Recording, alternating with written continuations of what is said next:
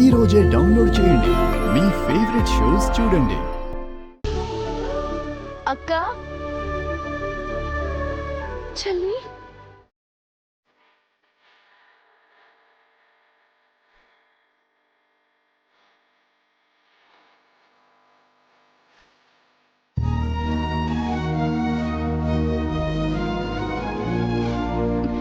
అక్క, చెల్లి, నిన్ను మళ్ళీ చూడడం చాలా సంతోషంగా ఉందక్క. నాకు కూడా చెల్లి.